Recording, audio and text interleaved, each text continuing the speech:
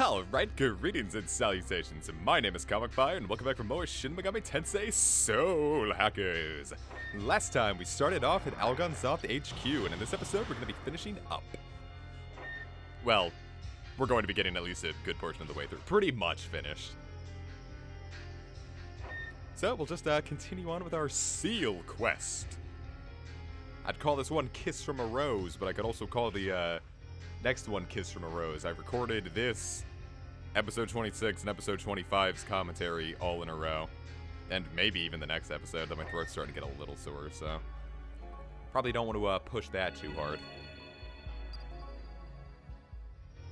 Because there's a lot more episodes left, so I probably shouldn't do, like, probably couldn't do all the commentary in one day. I'll give you all a quick insight, since, like I said, I've pre-recorded all of this. The series is going to end at episode 34. That'll be the final boss and credits scenario. So I should have all of this uploaded before 2018 is finished. So I've technically finished this LP this year like I said I was going to do. December 31st is still this year. Yikes. Anyway, that's the bulk of Algon HQ. Ooh, here we go. New enemies. Rakshasa and Kabra Khan. Kabra Khan is another one of those ones I love very specifically because of Devil Survivor. Multi-strike was so nice. Especially in Overclocked, where I don't think it was balanced for it. Oh, gee. What did I summon Befrons? Must have died.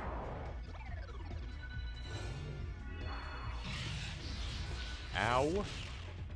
Yeah, if you have a demon with Tetrakarn, Capricorn isn't immune to physical hits like that. In fact, I think he takes full damage from them, so Capricorn can pretty much one-shot itself from its own, or maybe Reflected kind of bypasses its own immunity there, or strength there.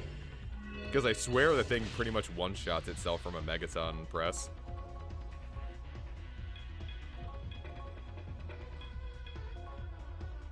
And these guys you can't really hit them much with physical, so if you don't have a super magical squad going, just kind of letting Nemissa handle everything.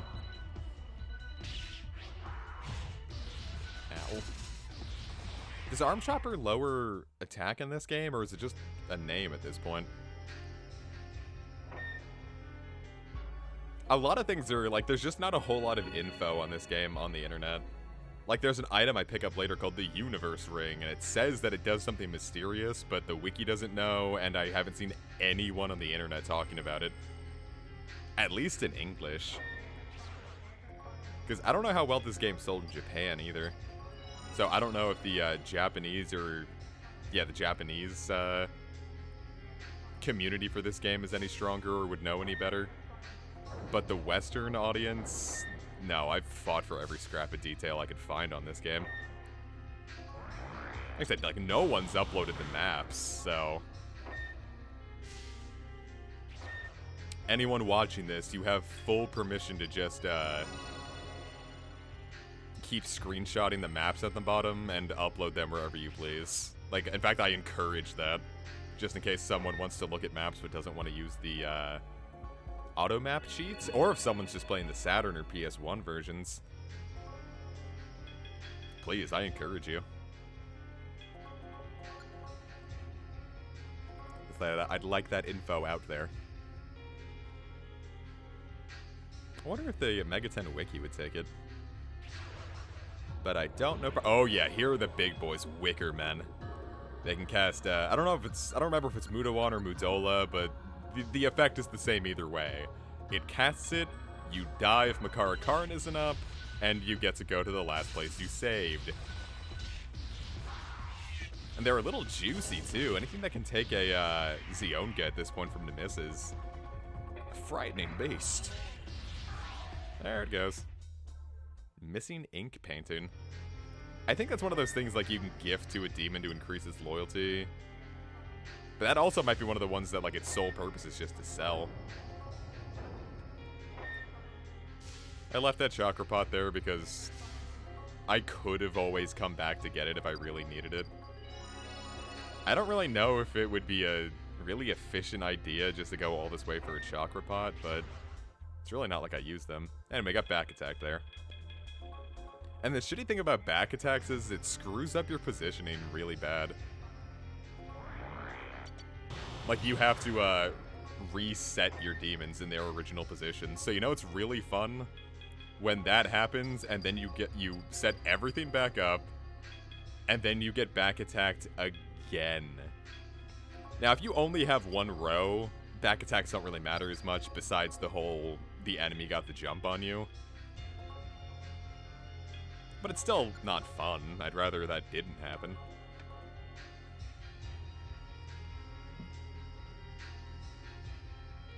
I don't know if there's something that triggers them more. You see, it just happened there, so I have to reset my goddamn demons again. Plus, I lost one of them, but who honestly cares? It was just Bifrons. He wasn't doing us any good. Yeah, so especially at this point, a Stoma probably wouldn't be a bad idea unless you're very close to leveling up. I did a little grinding here later on, but you don't necessarily need to do that. Getting to level 50 wouldn't be a bad idea, especially for the boss of this area. I'll explain what that means in the next episode. Here we go, Seal is no more. Just one more to go and we can leave this dungeon behind. Yeah, that doesn't do a half bad chunk of damage. Though you kind of always want to be topped up anyway. Get out of here, Halfas. Yeah, no skills that I'm really worried about. Especially since Amazon picked up, Amazon already picked up on, Makara Karn. So there's nothing that Halfas really offers besides fusion fodder. A little low on HP, but it's okay. We can survive. Or MP, rather.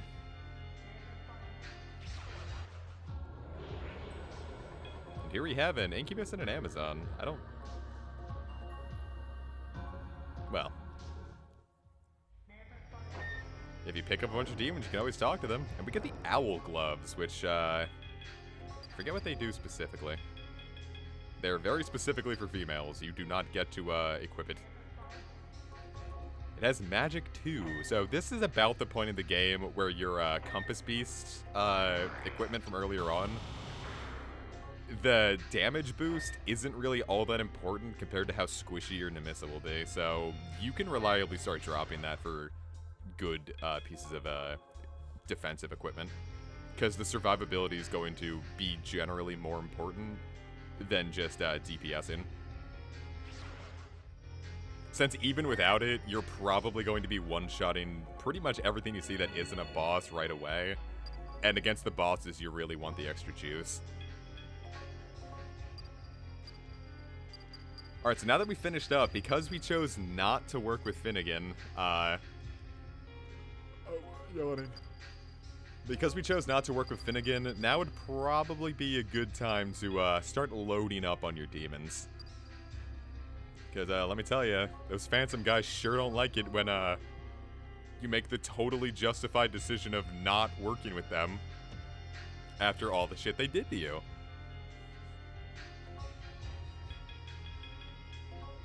Now, I saved right here just to be safe, but I think it's like, maybe like 2 or 3 steps in. But better safe than sorry. Yeah, 3 steps in. Are you just waiting for me to do all the hard work? You can't even handle your own demons. I don't need to take that from you. I'm on my way to defeat Melson. But before I do, I was thinking of a light warm-up. A warm-up? Get your comp out, boy. I'll show you right here who's the stronger summoner. And he summons this little boy.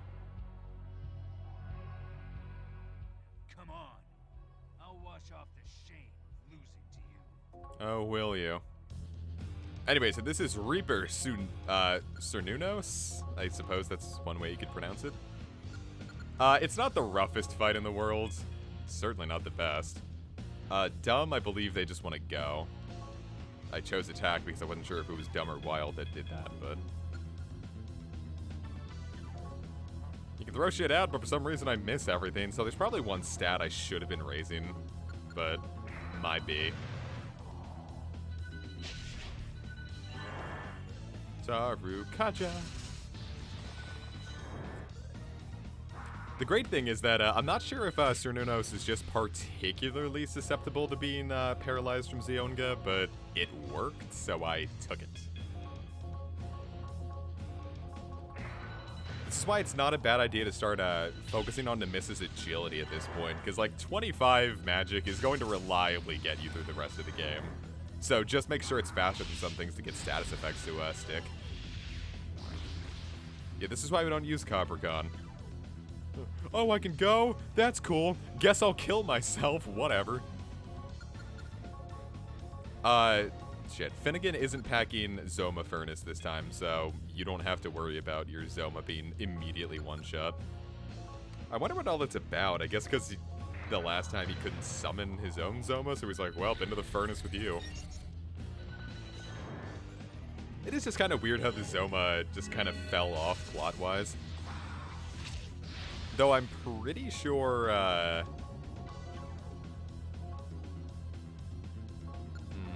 think the first Devil Summoner had something with Zomas or just the Dolly Cadmon.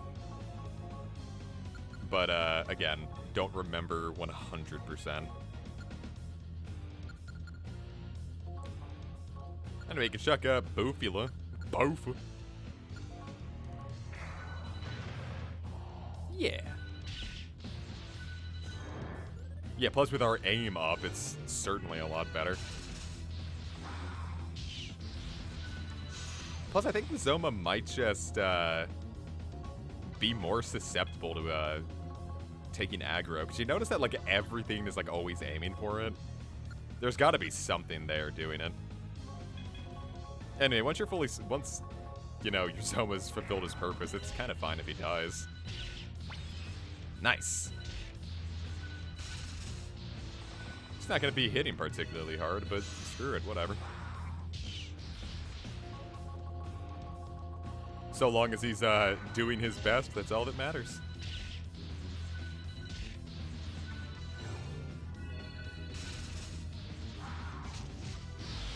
Yeah, when the paralysis doesn't work, though, Jesus, pay attention. Because Deathbound hurts. Hurts a lot. Yeah, it might not be a bad idea just to make sure you're topped up. Now, it means Cernunnos very likely could just get another attack, but if you know you can heal up... Well, see, he doesn't have enough HP for Deathbound now, so it panned out. Overall, he's not the hardest demon in the world. If you have a fast demon with Tetrakaran, it might not be a bad idea just to start using that. Dog is barking. Bark, bark, says the dog. I don't know why I just used standard Zeo there. I think I just misclicked. Or misselected. And once Cernunnos is down, Finnegan... I don't know. Finnegan might actually be the more threatening guy. Though it's kind of hard to tell just because we kept paralyzing Cernunnos, so he couldn't, you know, do anything.